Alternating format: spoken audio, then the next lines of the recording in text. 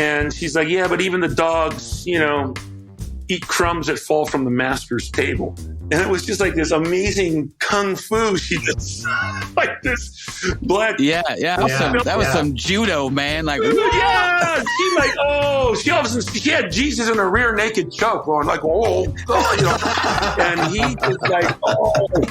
Western Christianity has spent the last 2,000 years telling everyone they're separated from God. This is Not Church with John and Nat Turney. We are back today. I'm Nat, by the way. I'm with my brother John.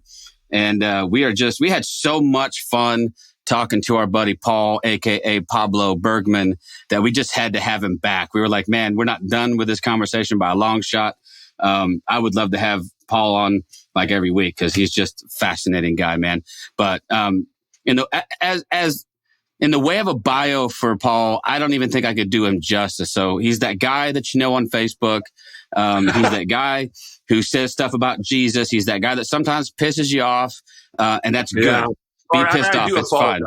Nah, don't do that, man. You're fine. But Paul is doing stuff in the community where he lives. He's having a huge impact. And that's really why we want to have him back today, is because I want to talk about the way that he's transitioned from what would, I guess, be considered a traditional church setting to one that is absolutely not, and one in which he's really moving in and out of his community in very tangible and real ways, and actually doing that thing that I believe Jesus called us to do, which is help people. I know, shocking. It's crazy. So shocking. It is so countercultural, and that makes me sad on the one hand, but on the other hand, I'm so glad that people like Paul are doing this. So, hey, if you don't mind, Paul, walk us through the process of what was the tipping point for you? Like, we're like, I can't do this other church stuff anymore. Yeah, I think that was the whole deconstruction journey that so many of your viewers are on. Mine took place full display in front of a church that had started out as a very fundamentalist, church, even heavily slanted towards Reformed theology, I would say, when I got in there. Yeah. And but the shift had taken place. I got reintroduced to Jesus outside of the church, and then began to deconstruct in front of everybody. And as we shared in the last thing, but that got to a point where I, in finding Jesus again, and studying ad nauseum, getting informed, getting more informed, and education is really important. And actually, when I think about it, I was in a position as a fundamentalist Christian where I had quite an audience and quite an influence. And I look back at that, and it was so dangerous because I really didn't know what I was talking about. I would speak authoritatively, but not really with any education. Knowing, so you make these cult-like statements like the Bible is the Word of God, and you start proof texting it and using it to. And I look back at that and I'm like, oh man, because I'm doing that to people who listen to me, who are less educated than I am when it comes to the Bible, and just go, okay, yeah, so he says so, and that's kind of what I do. Yeah, sure. So the education was big, but the tenor. The human element of Jesus is what captured me. I'm not inspired by the divinity of Jesus. I'm inspired by the humanity of Jesus. That's what really blows me away. I remember Marcus Borg. No, was it Borg? I think, no, it was Dominic Crossan was talking about the feeding of the 5,000 and how he just couldn't see, he just can't buy into the miracle. He says, but he felt something actually happened there. And he felt it was ultimately the real miracle is Jesus shared, and it caused this radical chain reaction of sharing. That like people, they had their stuff, and then Jesus, took somebody's and shared it, and all of a sudden 5,000 people got fed because there were haves and have-nots. Yeah. And the haves finally said, oh, I can divide what I got. Now, see, I'm getting goosebumps right now. Wow. That's a miracle. That's powerful. That's powerful.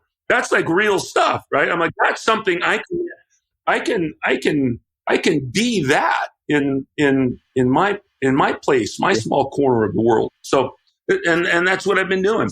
So for me, it just broke down. The building was a problem. I sold the building. That put us into a great financial situation. That also allowed me at the age of 60 to do the next level, which is retire formally from the church. So now I'm not the pastor anymore. The church is in great financial shape. The board, I believe, is going to do, what the imprint of the DNA there that I left is. They're not going to start another church. They're not going to be like, oh, what Ojai needs is a 31st church. They're going to use the funds from that to directly impact the marginalized in Ojai. So it's going to go right to the things that we support, whether it's education, whether it's recreation for people who can't afford to get their kids into the programs, our family shelter that we run in Ojai, our community assistance program, which helps the elderly. So it's going right into that. And the funny thing is, it's actually going to be going to organizations in our community that they're all doing the work of Jesus. But most of the churches aren't. These are all like secular agencies that are doing this work, from the homeless shelter to the elderly programs and Meals for Wheels and the rec department. So it's going into that. I, on the other hand, now get to be fueled to do what I love to do, which is help people. And there are people who are supporting me in doing that now. And I've never felt better because I've always hated support, like asking for money as a pastor, because I was in a building and and I already knew what the building was costing me. I knew what it was going to cost to re-roof it. I knew what it was going to cost to have to put asphalt again on the parking lots. I knew what the $2,000 plumbing leak that we just fixed on the lower field cost us. These are the things that were eating me up. I knew what we were paying in attorney's fees to meet with the county and comply with the conditional use permit and all these things and code violations with the fire department and getting the update. It was like driving me freaking insane. And selling the building was the big first step out of that. And now I'm in a position where when people financially support me, it's going directly to people in need. And that's the fun part. Yeah. It's because I'm talking dollars that are transforming people's for sure place where they're at. Dollars. Yeah. It's amazing. So that's what I'm doing. I wish go ahead. I wish people could see how absolutely animated you get when you talk about this. This is how I can tell when people are passionate about what they're doing, because you're lit up. I mean, you're literally you're one of the most passionate guys I know, because I know I'm high on it. I get high on it. Yeah. Talk to me about the power, though, because I feel like the church, especially the modern evangelical church, we're so focused on numbers, right? We're so focused on audience, and we're so focused on all that stuff that we have lost the power of the one-on-one help. Like we don't, you know what I mean? Like it's not a big enough impact to just help that one guy. And I'll preface all this with a story that I used to tell in church. But there's a story of the guy walking along the beach, and there's all these starfish have washed up on the beach, and there's this guy walking along and he's picking up randomly a starfish and then throwing it back in the water and somebody yells, "Hey, you can't save all those starfish. It doesn't mean anything." He goes, "Well, it meant something to that one." Exactly. And so he throws the starfish back. And I feel like we've lost this.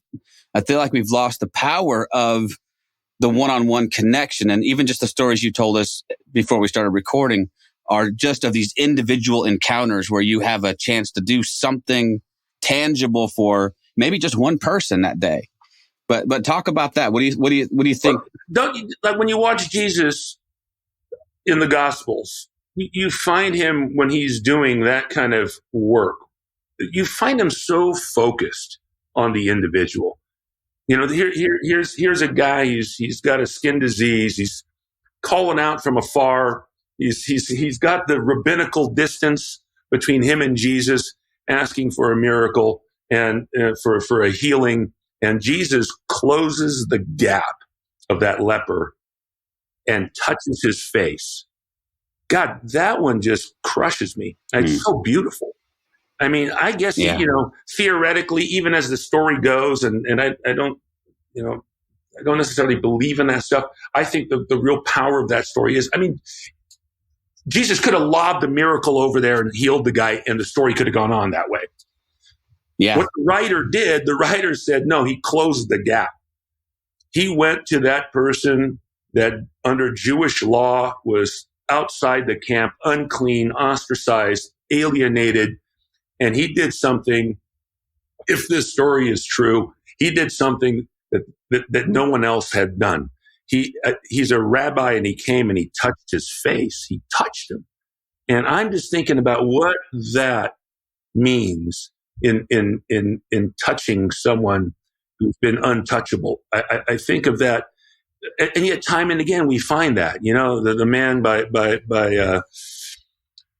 the waters at the fountain, waiting for them to stir so he can get his healing, and he keeps, Jesus asks him that question: "Do you want to be healed?" And a lot of people, I think, miss what he's really saying. I think he's really dignifying the man and asking him permission more than anything else. Not like so many times we think like, well, he was probably making a really good living being a cripple. Bullshit. That's not, nobody's, bullshit. That's not what it was. It was this dignity thing, and I think sometimes I try to remember that when I'm dealing with somebody who's really at the bottom, to dignify them, humanize them, and ask permission, for certain things. And so it's the human aspect. And this, I don't know, I'm lucky. I don't get a formula. I don't know. All of a sudden it clicked in for me to be really present for the one person. Maybe it's because I've been with so many people dying. I guess I've never been more focused with someone than when they're on their deathbed, or when I'm with them in ICU, or or at home and they're about to expire. And I literally I've been countless times to the last breath. You just want to be present with that person. So that is transformed to like literally, and this sounds stupid, but it doesn't. This is it's every day. It means when I'm encountering somebody in the grocery store and it's my checkout gal or guy, but the register, I engage that person. And I mean, I at least look at, when I get fast food, I will look that person, and you know what? I get such a kick out of it. I do. Just like, thank you. I'm not just blowing smoke, but so often they'll do a really good job, and I don't know that anybody ever fucking says anything, and I'm like, thank you. Right. Yeah. I'll look at people and say, like, if I had a company, I'd hire you. And they look at me like, whoa, you could just see the blast, and we're in a Jack in the Box window like this. And this person's like, whoa. I'm like, I would hire you. So this is just the being, the being and connecting with human beings at any level, any place. I tend to gravitate towards the marginalized because that's where I see. That's what I see. And I like to be that helping hand. Yeah. And I get to do that now. All the time. It's really cool. And I get to do it without a church right now, which is really cool because now I don't have any like perceived agenda. I'm not saying that churches don't do wonderful things. They do. Many do. I mean, amazing. I know yours does. So, but I'm just looking at, for people outside of the church, there's always that perception. And I get to dump that now. I'm doing this stuff, and not because I'm the pastor, not because it's church. Well, and how cool is it to do stuff without an agenda? Right. Without an ulterior motive. Right. I think you're exactly right. A lot of times, so often, like even the perception of a church that goes out and does good is, well, yeah, but you are, you're doing this, but, really your primary motivation is evangelism. And if I can help you and then also introduce you to the gospel, and people see through that veneer of bullshit so easily, it's offensive to them. Like, why would you just not help me for the sake of helping me? Right? Why do you have to also always sort of couch it in these terms and always sort of package it in this deal? I like what you said before we came on the air, when you were talking about becoming a chaplain, but it was just too Christian. Yeah. And I think that's kind of what you meant, isn't it? I mean, like I just want to help people, but I don't want to always have to be wrapped up in this package of any religion, Christianity, whatever. It's just, why can't we just freaking help people for the sake of helping them? Right? Yeah, that was my observation. I was invited, for your viewers, I was invited to become a law enforcement chaplain. And I thought, well, I'll consider that. So in meeting with the chief and the commander and the head of that, I mean, I saw what they do and it's good. There's a place for that. There absolutely is. But it was very Christian. It was very church-like. And the years here in my community, in my town, even though I am the pastor, my role here has evolved. I'm the pastor that everybody calls, that doesn't go to church, that doesn't have a framework of a theology even, but they have heard they can go to me because they're really angry at God right now, and I can go like, okay, I can sit with you in that conversation, and I don't need to quote you.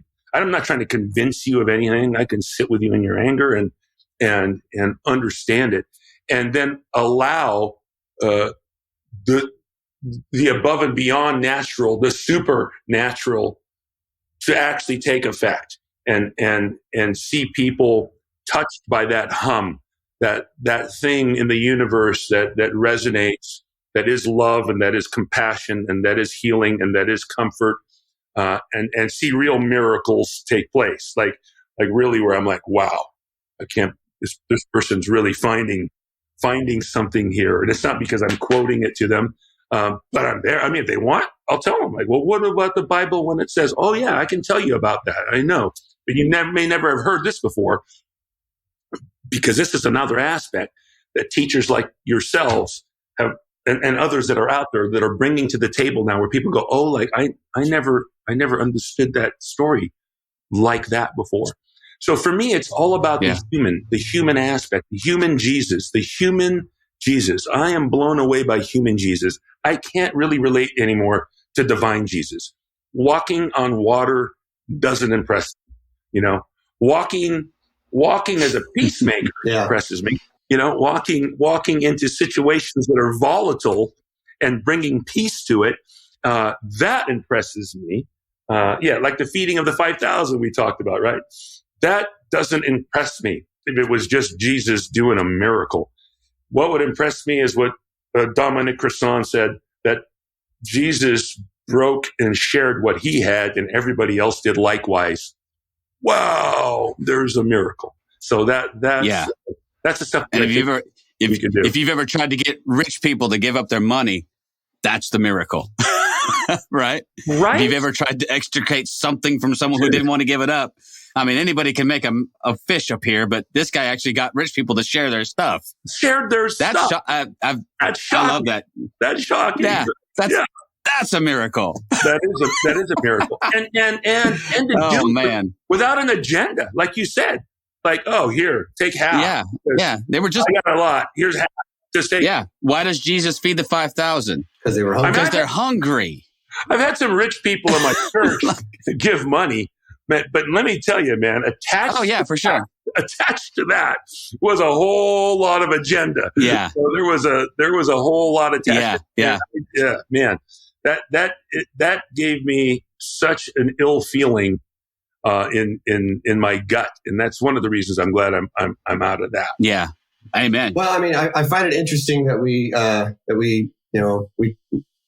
talk about Jesus, right? And Jesus, as I break away from the church, and I look at Jesus as, like you say, not as the divine, but as human, and what Jesus does, and what I think the church fails to recognize time and time again is that Jesus, one, approached people that were unapproachable, the marginalized, the people that were unclean.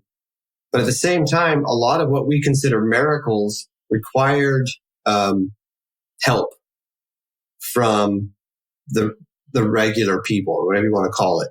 And I think that's what Jesus was calling us to do. Not to be a faith healer, not to be that guy who stands up on the stage and throws out his miraculous hands and the person in the wheelchair all of a sudden walks.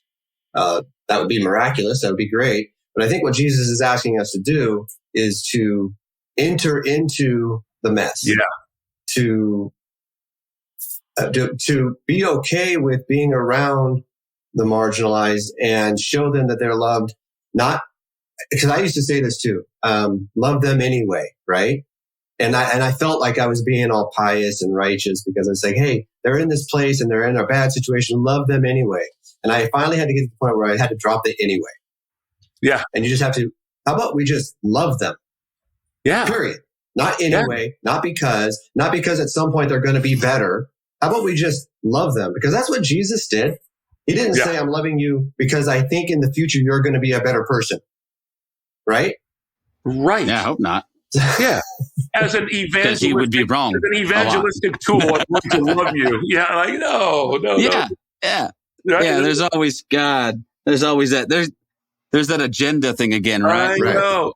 I don't know. I shared this story last time when I first got here, I was invited to the homeless shelter, which we support. It was actually taking place at our church, and to speak to the guests that evening before a meal, and to do a prayer before the meal. Blah blah blah. So I came over there, and I'm the new pastor. I introduced myself, and some people are like, oh, and he played football, and he did this, and he all did that. And I'm like, oh yeah. So I'm telling them a little bit about myself, and then this lady who was pretty hammered in the back is sitting on her cot.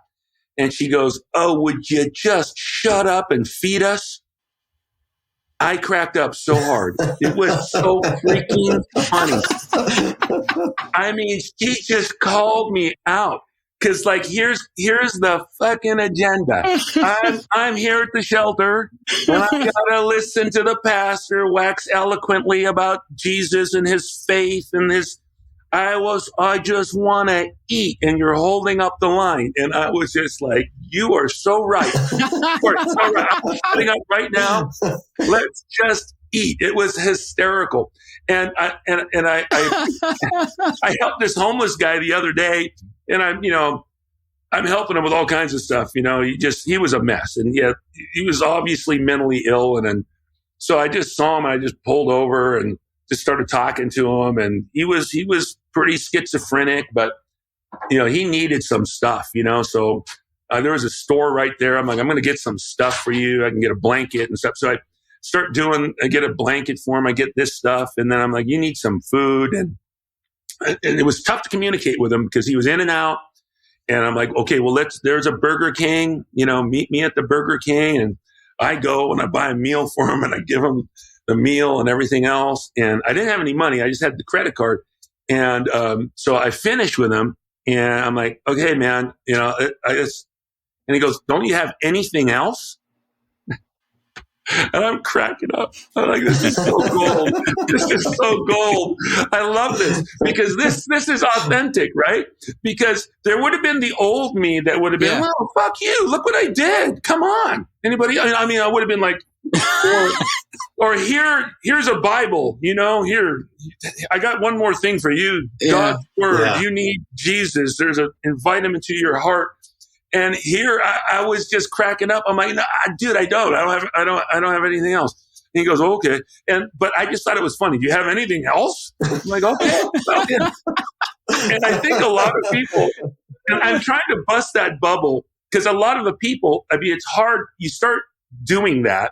You start working with people that are marginalized. And I think you're still looking for like maybe a reward, and you'll get that.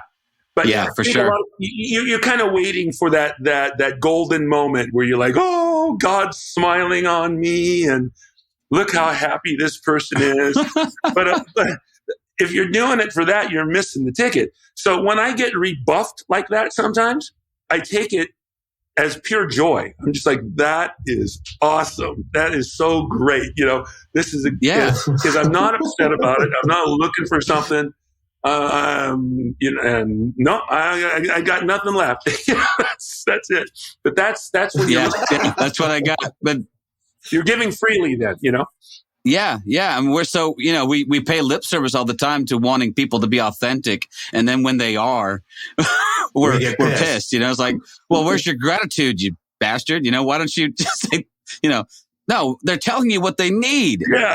Just listen, when we talk about this agenda thing, it reminds me, I've told this story a few times to people, but it was one of the turning points for me that caused me to leave a church and eventually plant my own, because I've got tired of the crap, But I have a friend who's a recovering heroin addict, right? And we're in this church. We've just built this marvelous new facility and it's great. And she comes to me and says, hey, she's been clean for like 2-3 years now. I'm so proud of her, right? She said, hey, you think we could have an NA meeting here? I'm like, yeah, we got room. Yeah, we have lots of room for that. Let's go. So we go to talk to the pastor about having an NA meeting, and it's an absolute, categorical no. Wow. Why? Because there's no Jesus agenda in that. Yeah, I know that. Yeah. So I said, so wait a minute. So the agenda of helping people get off and stay off of drugs, that's not enough for you. That's not Jesus-y enough for you. If we don't say the word Jesus every 5 seconds. And I was livid. I'm still livid. I get mad when I talk about it.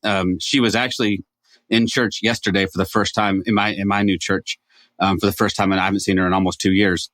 And I'm still heartbroken over that. And I had to walk out with her. And I'm so sorry. I wouldn't have taken you in there if I thought for a second he would say no. I still don't know why they said no, but it's that whole thing of serving without agenda. And you get to do that now with the church that it was birthed in this new vision. And that is so valuable. Yeah. I had to leave because it was just too much. I broke down barrier after barrier after barrier, but it's so much better just to be able to say, I'm starting this new work. I'm going to just do it this way. Yeah, exactly. For me, I was still stuck in this thing. So everything was monumental when I elevated women in the church. That was like this big thing to equality. When I brought women onto the elder board, that was like this massive bloody battle. When I opened the church to the LGBTQ community, like not to minister to them, but to just come. I don't just be. But these massive, shocking, massive battles in the structure that I went through all the way, and it's exhausting. Whereas what you've done is just really beautiful. Matter of fact, yesterday I had my first community gathering, post church, post retirement, and we just met in the park. It's just a block away from my house, and dozens of people, 40, 50 people came out in for this first stepping outside of COVID time. My boys and musician friends came, and we just played music under this oak tree, and bocce ball and frisbees flying and footballs flying and soccer balls around and dogs running around. And we just hung out for a few hours, right? And talked. No message, just interaction outside, sun, blue sky, breeze, grass. It was amazing. I mean, people were just blown away. Having said that, though, several people said to me, are we going to do church? And several did. Yeah. But what I understood from that was see, there is good stuff you can do with church. There is a real need, like you do, whether it's the music, whether it's the teaching, whether it's sitting together, thinking about things together on the same page, and then coalescing, coming together, and pushing out good stuff into the world. Lots of good things happened when I was in my church, despite its structure. But if you get rid of that structure, I mean, you were talking about the building we built. Like one of the funnest things I did in my church, I take people over and I do teaching tours with them in Israel, right? Bringing groups over. Yeah. And I have Fatih. Fatih's my bus driver, and he's an Arab, and he's a Muslim, and he's from the village of Cana, where his family has lived for centuries and centuries, and it was hilarious too. I would say, like, because they'd find out that I had a Palestinian Muslim Arab bus driver, and people would literally be like, "Is it safe?" And I'm like,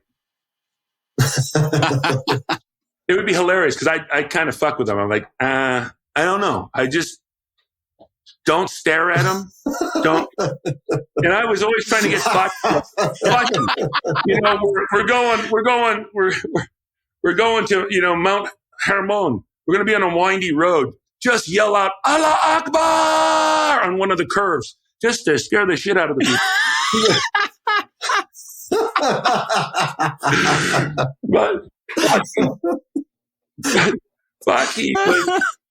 But here's the beautiful thing, right? Everybody got to know him. Everybody loved him. The guy is just a beautiful human being. And, but his wife was paralyzed and, fell out of an olive tree on his property, showed it to me. They lived on a 3rd story flat and couldn't move on a bus driver's salary. He was stuck where he was at. So she was kind of housebound.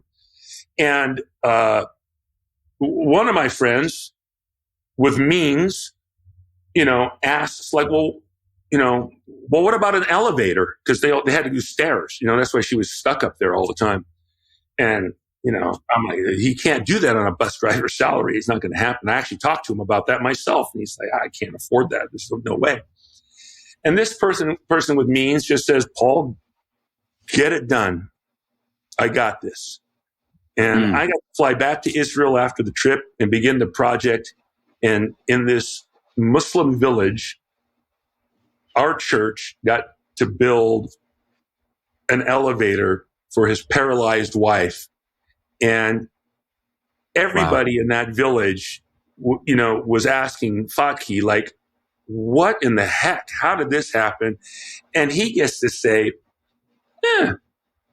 Ojai Valley Community Church, they did this for me. And I'm like, awesome, And when I go to that village and I come back to that place, it's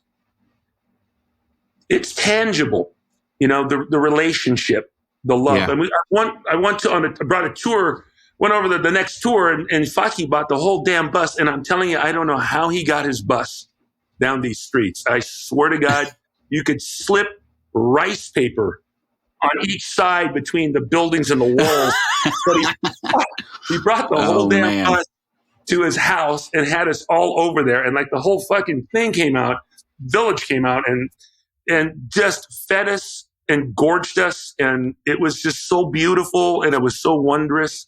And, that's where I see Jesus. That's just for me. That's the Jesus that I've come to know. I see the human one that I emulate. And that just brings me so much happiness in my life. And that's all I want to do until I expire. Yeah. I find it interesting that that the church has this ability to fake welcoming, right? So we welcome all. We welcome the LGBTQ community, as long as you sit in the back and shut up and don't say anything. We're friends to the Muslims. They can come into our church provided they don't say anything about their faith. I listened to a podcast recently, and this is kind of dovetails into it too. So this lady Stephanie Tate, she does disability theology, and I didn't even know what that was. I had no clue what she was talking about. So I listened to this podcast, and one of the things that struck me on it is she's like, so the church doesn't know how to deal with disability either. And one of the examples she gave is like, they say, okay, you're welcome into our church, and you walk into the church and you can see by the way the church is set up that a disabled person couldn't preach there because they don't offer a ramp or a way. So obviously, once again, the church has shown that you're welcome to a point. You are not welcome fully. You are not part of this community fully. And what you are doing even though, some people's like, so it's individual, right? You're working one-on-one with people, but it's bigger than that, because like you said, this example you just showed of you building this elevator for this one man and his wife, it wasn't his wife and him who showed up to feed you. It was the community that showed up. Yeah. Because you showed Jesus in a moment, and then that has a ripple effect. Like Paul Young says, trust the ripples, right? I think that's what we need to do. I mean, just imagine if a Joel Osteen church, if every single person in that church just helped one person. Just one person. They're like, there's 40,000 people. Yeah. Unbelievable. I mean, if Joel Osteen would just get up and say something like that, it's like, stop giving me money. I have enough. I can live on what I have for the rest of my life. And matter of fact, multiple people, hundreds of people could live on what I have for the rest of their life if I stop making money right now. Stop giving me money. You individually help one person. Give that person the means and the money and the whatever. And if every single person in every one of these churches did that, that's Jesus. Yeah. Did you hear about that church in Dallas though? Couple 3-4 years ago, that I guess they found out that how many people in their congregation had massive medical debt, and they paid it all. I'm like, that's it. That was amazing. I mean, it saddens me that that's shocking, but it was shocking. I was like, what a cool idea. Like, okay, everyone in here who has medical debt, you no longer have medical debt. So go do your thing. The whole idea of loving people without agenda, I'm astounded by how little it takes, because I've been doing this for a while now, to make a substantive difference in somebody's situation, whatever it is. It's because sometimes I think we're like, oh my God, that is just too big. They're homeless. I can't buy them a home. What can I do?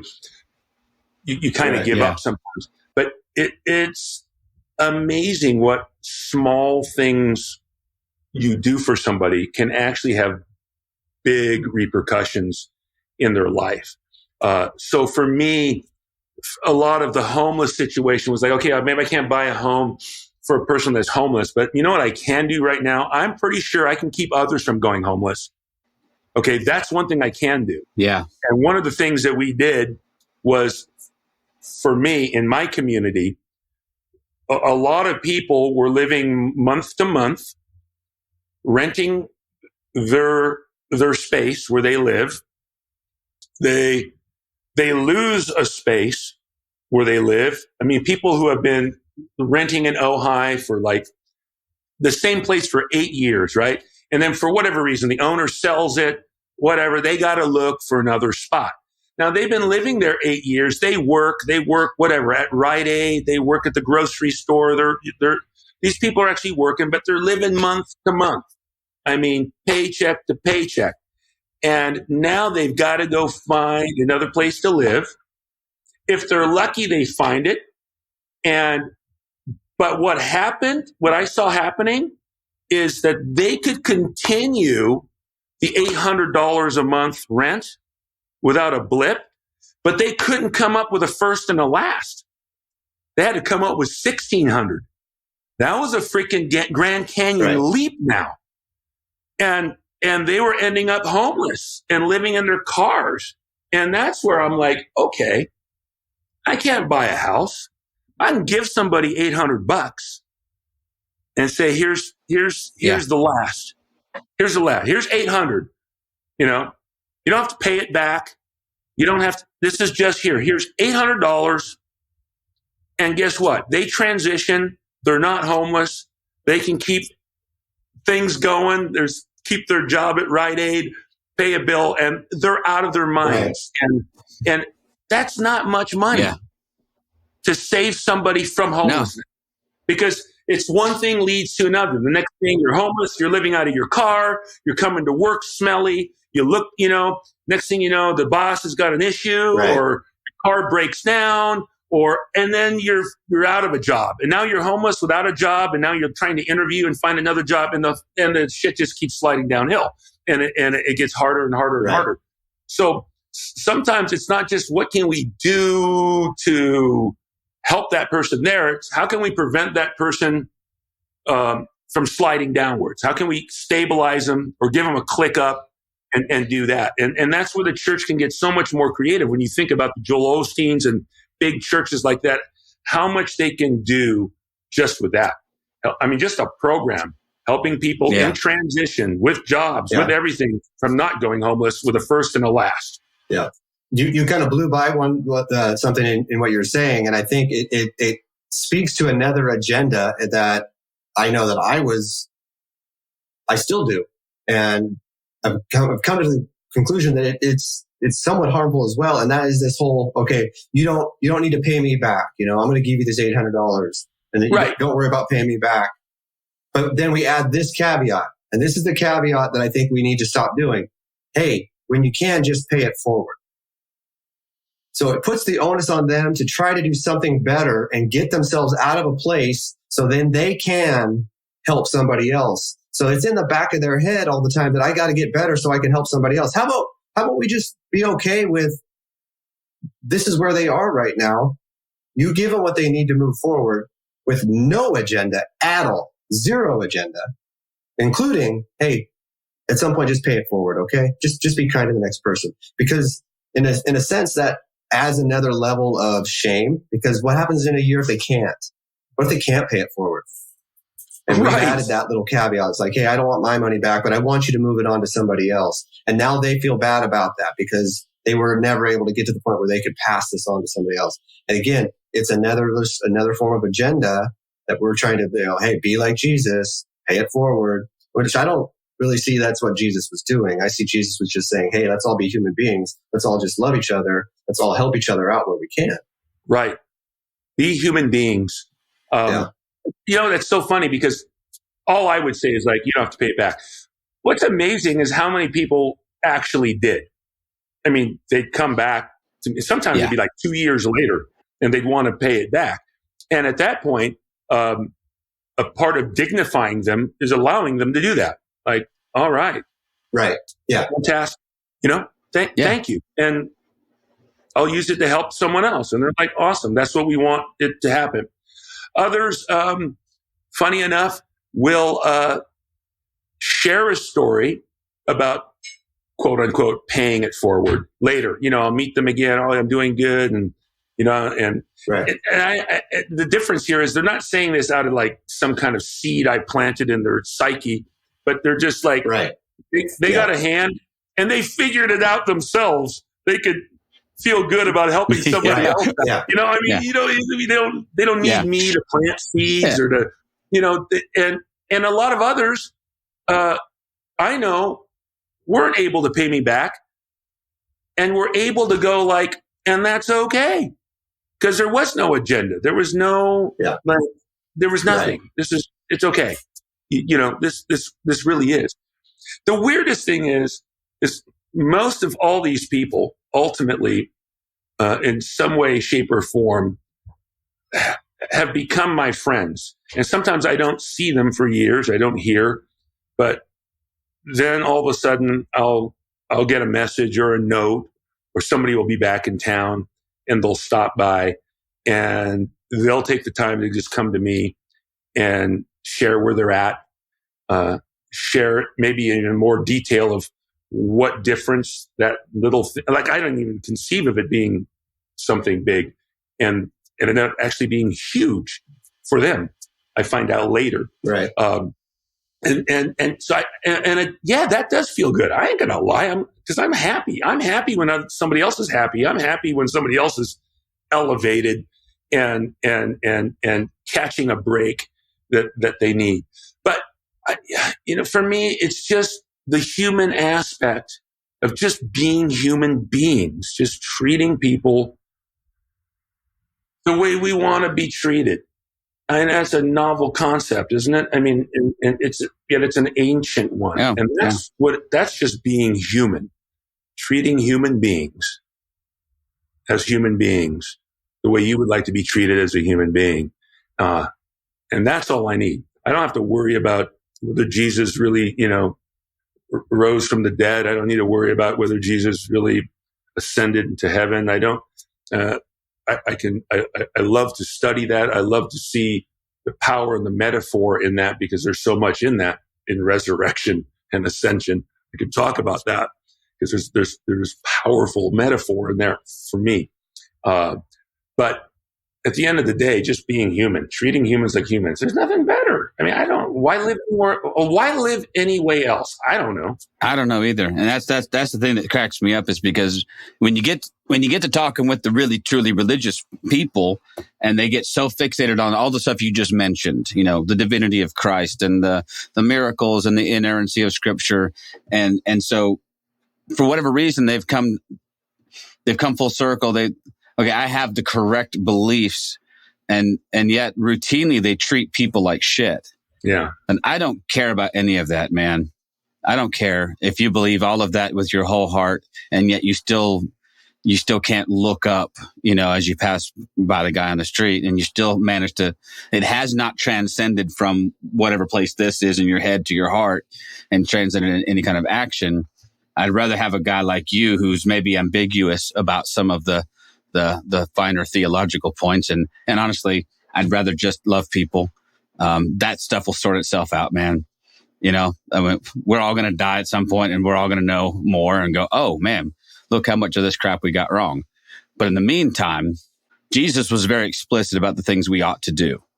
And I feel like modern evangelicals nuance the hell out of everything Jesus said in order to sidestep their responsibilities, and then get fixated on the weird stuff, So I'm glad to see guys like you who are out there. I really do. I know you don't appreciate the acclaim, and you're not looking for that. But people like you inspire the hell out of me, man. That's the God's honest truth, that I want to be like you when I grow up. That's why I can't abandon Jesus. No matter what has happened in church, no matter what, right. I can't, because what I see in Jesus, when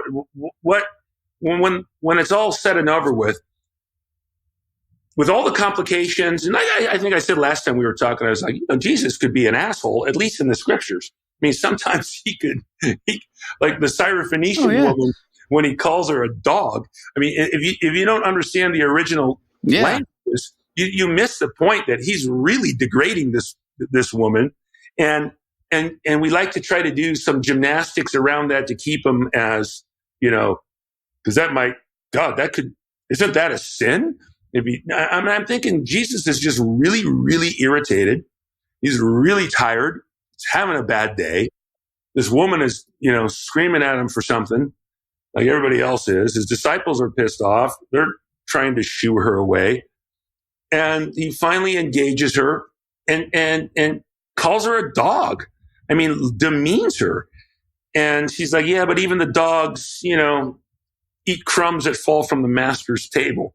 And it was just like this amazing kung fu. She just like this black. Yeah. That was some judo, man. Like, yeah.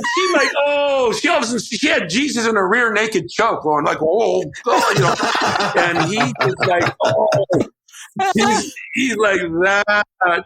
He was like whatever bad mood he was in, he just blew the doors off. And he's like, it's done. It's done for you.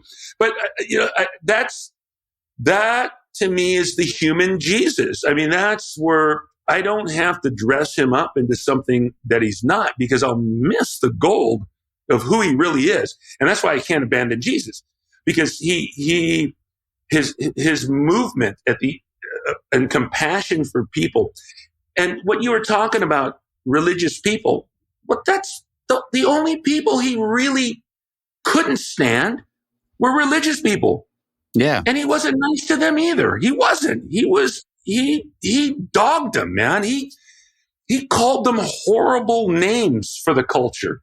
He really He did. He was just brutal. He was brutal. He never walks around telling a sinner they're going to go to hell. He tells them they're forgiven. And he tells the religious people they're going to hell all the time. They're rich and religious. Like, no, I don't think Jesus believed in hell, but I think he knew that they did. And he's like, guess who's going? You are. He was like, yeah. It's funny. I just preached a sermon for the first time, where I pretty much out and out said, I don't believe in a hell of eternal conscious torment. I said it from the pulpit. I've danced around it for too many, and I'm just like, you know what? I don't.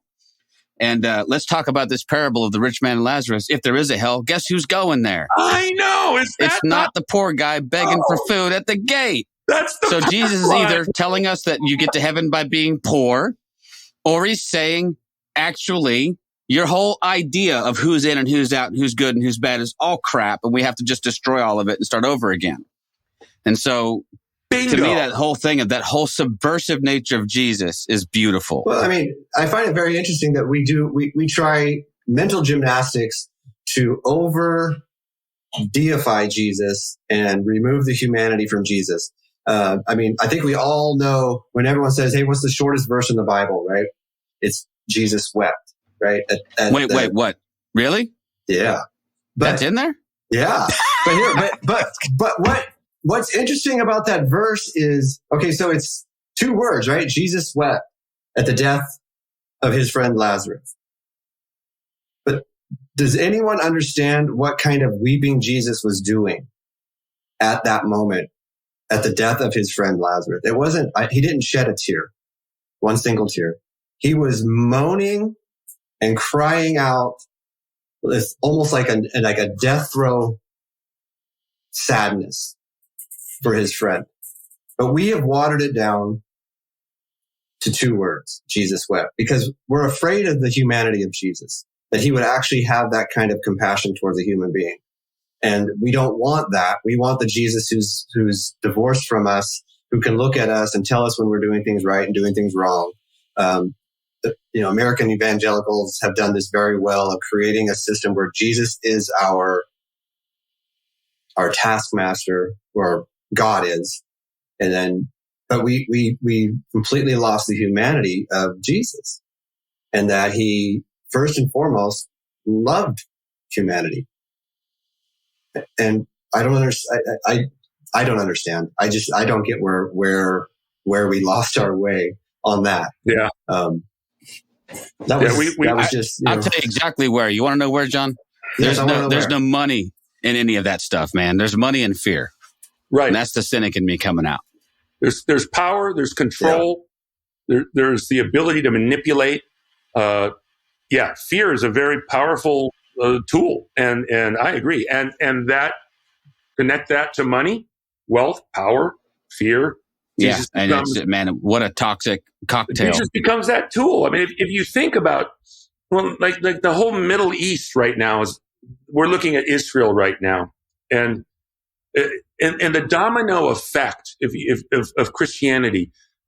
Christianity has led to colonialism, has led to imperialism, has led to the downfall of cultures and civilizations on 4 continents, where indigenous people groups were wiped out by this militant missional movement of Christianity. I'm going to say Christianity. Not Jesus, but Christianity. And the sequence of events is hysterical, right? Because you've got this little teeny obscure God of the Jews, which in history is just a grain of sand in world cultures. But this little one becomes this dominant force. And the domino effect is so easy to see, because if Saul of Tarsus founded Christianity, okay, not Jesus. Jesus founded a cult movement based upon his teachings. Paul bridged that to a global message to the Goyim, to the West, and the West absorbed it to the degree historically that in the 4th century, we have the empire that occupied this little tiny grain of sand people and their sacred scriptures, adopting this movement. Now that brought Jesus and the Jewish God of the Torah into the realm of empire, their empire. And what happens there is pretty interesting, because Jesus there is relegated now to this divine person who becomes this human sacrifice and this tool for control, fear, power, and wealth. His teachings are thrown aside. What he's become now is this sacrifice, this mass, this sacrifice for sin, for who gets in and gets out. Now, in that narrative, the God of this little obscure Hebrew people, who is a warlike God and a conquering God, who's going to drive out the 7 nations before them to give the Hebrews the land, this little God who was a fearsome genocidal God and good. I mean, that's a good God to have if you're a little ragtag tribe in the middle of nowhere surrounded by enemies. You want a book that says something about this fearsome genocidal God who could wipe out the globe and, wipe out the Pharaoh and have 10 plagues and all these fantastic stories. But this is what gets adopted into empire. Jesus is relegated to just a sacrifice for sins. But now this God with a manifest destiny, right, with this allowance of destroying and obliterating people groups for the advancement of this God and its tribe and its teachings and its world. Now it becomes this missional thing, and you've got them going all over the world and decimating North America and South America, decimating the African continent, decimating the European continent. The only ones they didn't really make headway into is Asia. But this is the manifest destiny. It's in our history books right here when we read about the coming of America, and the Western movement and the taking of lands and the eradication of the Native American savages, and it's this manifest destiny, and that had big consequences again, because the funny thing is the Jews in this story in the Roman Empire, who were a thorn. They became the culprits. They became the ones who killed Jesus, not the Romans, right? Yeah, right. Right. So that's right. About the manipulation, right? So anti-Semitism and these people who have been, beaten around for thousands of years and multiple empires, and then the great diaspora under Rome. At the last Bar Kokhba rebellion, everybody is just driven out and the land is cleaned out of Israel and it's Palestine. That played a direct consequence. So, but what's happening in Israel today is related to all this, the geopolitics. It's related to the fact that Jesus has been declawed. He's been removed as the message, and the Bible's become the message, and the Bible's become the license for all of this. And now you have, the West constantly trying to annihilate the Jews through the Middle Ages, through the Catholic Church, through the Roman Church, Western persecution, and it culminates with 6 million Jews in gas chambers and ovens with Hitler and the Lutheran Church and the Catholic Church looking the other way, and then. Post-World War II, we have this awakening to the Holocaust, and the West has this guilt that needs to be assuaged. So they recreate Israel in 1948. How? By moving in with a manifest destiny and clearing the land and stealing it, as they've done in all the other continents, and creating this land for Israel, for a new nation state, which just screwed the whole process up, because up till that point, the Jews had always been hospitably treated in the Holy Land. That's why there were settlements there. That's why there was a Zionistic movement. Why was the Zionistic movement even coming to be? Because of Western persecution. And that culminates with the Holocaust.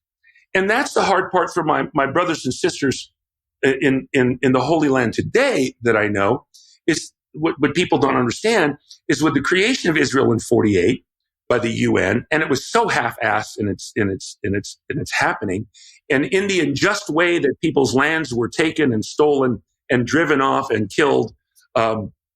This creation created a real problem, because the Jews who had been treated hospitably by the Palestinian indigenous people, the Arabs living there, the Muslims living there, all of a sudden the Jews were siding with the West, their persecutors.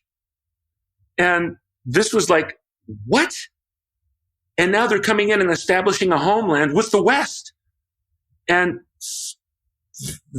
that's why we're in the mess we are today. That's what people don't. Israel was created by the West. And why are the Arabs so angry at the Jews? They're angry at the Jews because the oppressed became now the oppressors. It's mind blowing. And it's all related to these stupid religious principles that have taken Jesus out of Christianity and made him a sacrifice for sins, and then went with like a warlike tribal god that can go into the land. I mean, just read 1 Samuel, read, Exodus, go in there and kill every man, woman, child, and the cattle and burn it all too. Go in there and slaughter the entire city of Ai. And this is the holy scriptures now that are held up as the word of God, and people have carte blanche reason to go in and commit genocide. And that's what's been happening for centuries and centuries. And what we need is the teachings of Jesus to come back to the forefront. And that's what we need. Yeah. We need the teachings of Jesus. We need Jesus to be Jesus. We need Jesus to be Jesus again. It's interesting, man, just the way you said that resonates with me because I've watched this process play out over the last several years, where we've relegated Jesus to what you just said. And I've watched people, like I said earlier, nuance the crap out of Jesus's teachings. Well, that was for a specific time. And they take Paul literally all the time, right? All the time. Like Paul says, women be silent in the church. And he meant that. And he meant that for all time.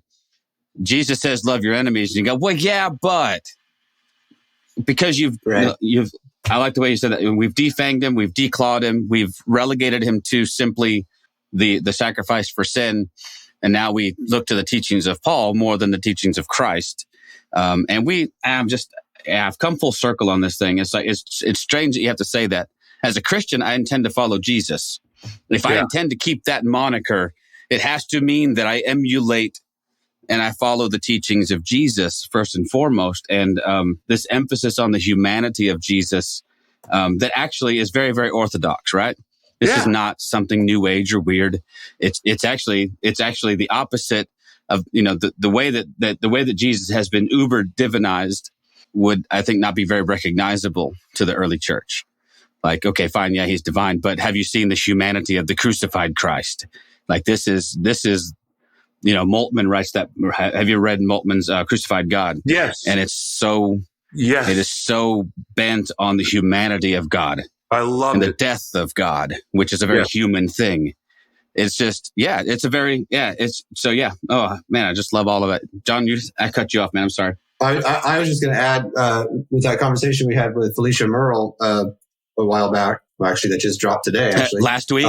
It seems like forever. Within this idea of us going and the missions, going into Africa to save the savages, and what the comment she made that is still resonating with me was like, I don't know if you know this, but we already knew Jesus in Africa.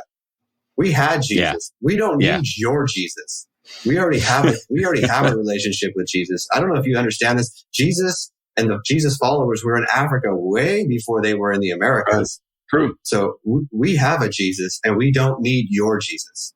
Yeah. And that's something that, it's like, I'm like, okay, yeah, that was, as a white middle-aged man, American, was, I'm not going to say that I just accepted that. I was like, oh, okay. I'm like, well, hold on.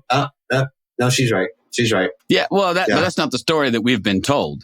Right. It just tells you, it just goes to show you how deep the colonial thinking goes. Right. When we still have this narrative in our own brains that, well, actually we're the ones who introduced, and that, there's the Ethiopian eunuch that goes off and plants the Ethiopian Orthodox Church, which probably but we still feel like on some level we Christianized that continent. We didn't. Right. We colonialized the hell out of it. We stripped it of its natural resources, and we took all their diamonds, and Yeah. You can say the same thing about the Native American culture. I just finished a book called Black Elk Speaks by the recommendation of a Native American friend of mine.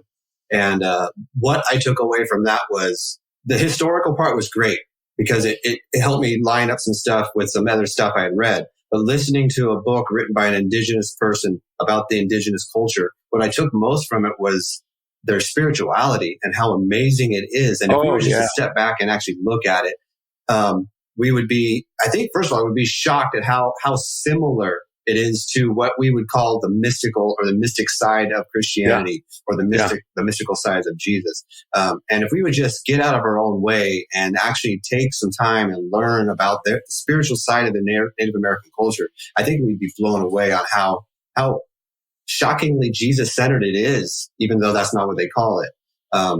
Absolutely. I mean, we just get in our own way, and we like you said, we want to colonize, we want to we want the empire, we want all that jazz. And well, it goes back to what you were saying earlier, in that power, money, fear.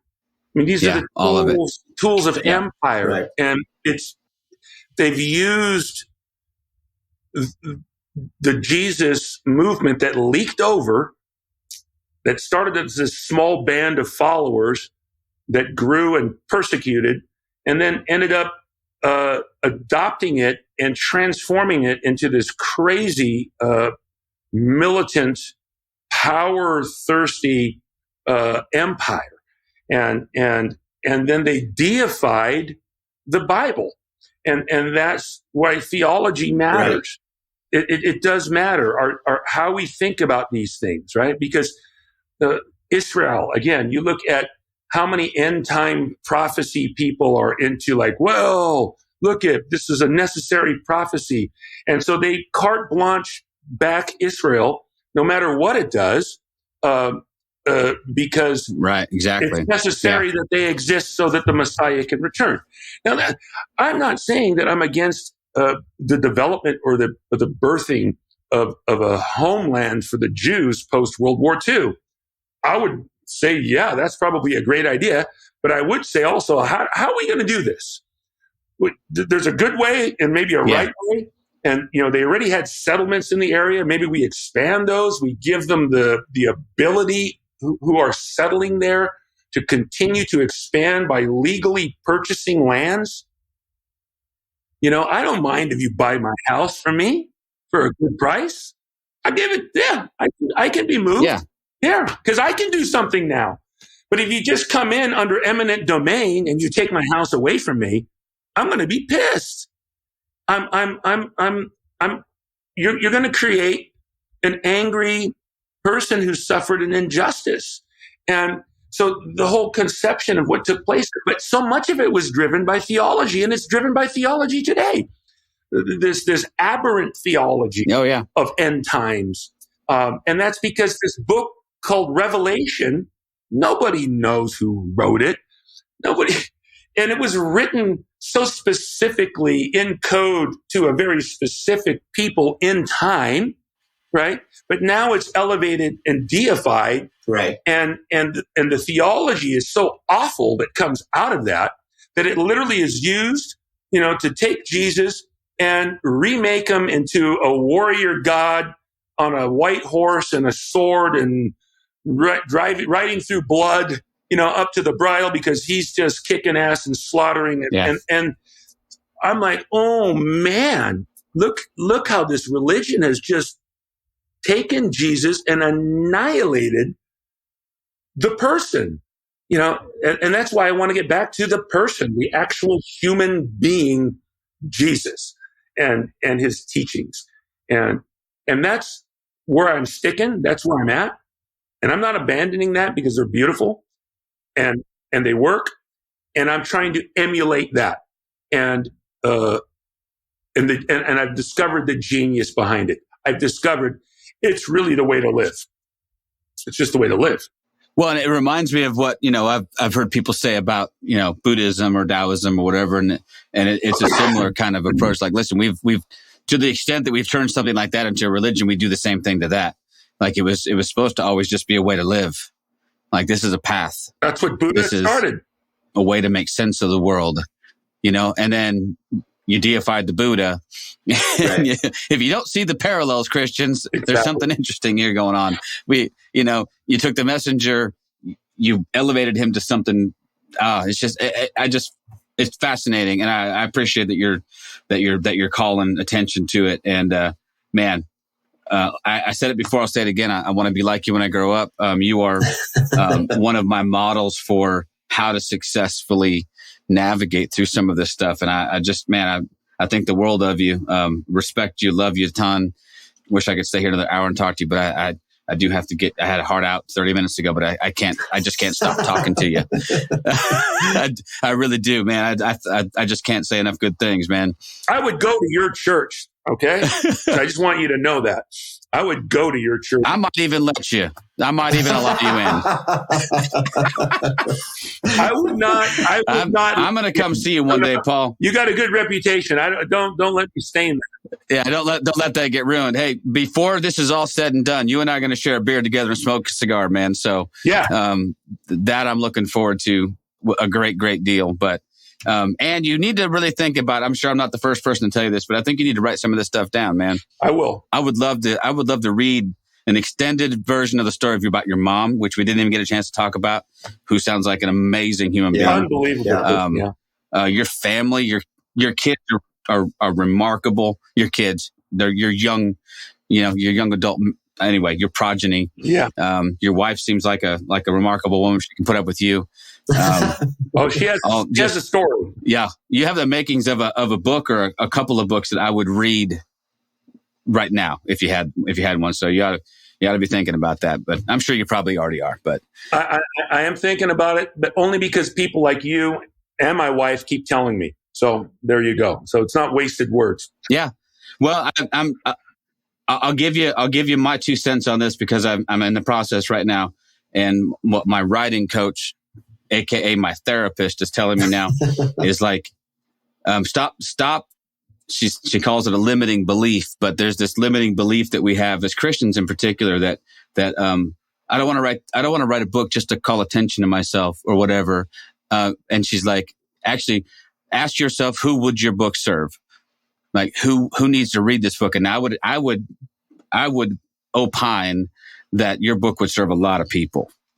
Like there would be a lot of people who would take away something from that valuable, and it would be useful, not just for, self-aggrandizement, which it wouldn't be, but you've had a fascinating, 2 trips around Saturn, was it? Yeah. Or Jupiter? Which planet was it? Yeah. Jupiter, 2 trips around the sun. Yeah. And I would love to read all about it because I'm like I said, the little blips I've gotten about your mom, she sounds just fascinating, man. She's got a book of her own, I'm sure. Yeah. You could write about her. Yeah. But I will see you live, both of you guys, man. I'd love to just embrace you both and see you in real and living color and share a cigar, share a beer, share some laughs. Yeah, for sure. Yeah, no, it's happening. Count on it. I don't know when, but soon, as soon as I can make it happen. But and John's closer to you than I am, so hey, you are at least on the same coast. Yeah. So, but I appreciate everything you're doing. I appreciate the inspiration, and if you're out there, like I said, and you're on Facebook, man, there's nobody better you could follow than the group you've created for Ojai is what's it called again? Ojai Community Church or One Community Ojai. One Community Ojai. Yeah. One Community Ojai. Check it out. That group is great. Anyway, lots of ways to connect, but until next time, because there will be a next time, my friend. Peace. Yep. We love you, man. Love you too, guys. Take care. Peace. Thank you for listening to This Is Not Church. Be sure to rate and review the podcast on your platform of choice. If you would like to partner with us, visit patreon.com/thisisnotchurch, where you will receive exclusive content such as early access to episodes, videos of upcoming episodes, and live Q&A sessions. Be sure to check out our Facebook group or follow us on Twitter and Instagram. All the links are in the show notes. We'll be back soon with another episode.